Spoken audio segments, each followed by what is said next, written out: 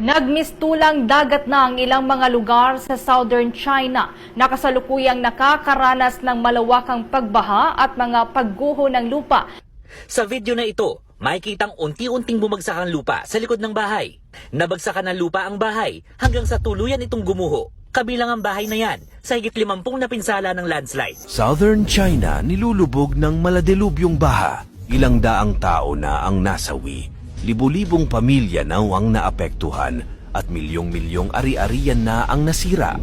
Mahigit 40 plus na ang mga nasawi dahil sa pagbaha at paglandslide sa Guangdong Province. Nanawagan naman ang Chinese leader na si Xi Jinping nitong Martes na gawin ang lahat ng makakaya para mapangalagaan ang buhay at mga ari-arian, kamalasan o karma. Bakit ito nangyayari ngayon sa China? Ilang buwan nang nilulubog ng matinding ulan at pagbaha ang China. Pagpatak lamang ng taong ito, sunod-sunod na ang ulan at delubyo na lumulunod sa China. Ilang daang tao na ang nasawi.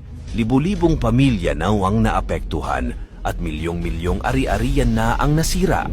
Mahigit 40 plus na ang mga nasawi dahil sa pagbaha at paglandslide sa Guangdong Province. Ang pangyayaring ito ay tinaguriang once-in-a-century flood sa lugar, partikular na sa Meizhou City. Ang syudad na ito ay tahanan ng mahigit 3.8 million katao. Nagsimula ang once-in-a-century na pagulan noon lamang 1 linggo at mula noon, hindi na tumigil pa at lumalala lamang ang sitwasyon. Patuloy na inaayos ang mga apektadong lugar. Ngayon, nasa 9,000 na mga kabahayan pa ang wala pa ring kuryente dahil sa insidente. Noong Biyernes lamang, dineklara ang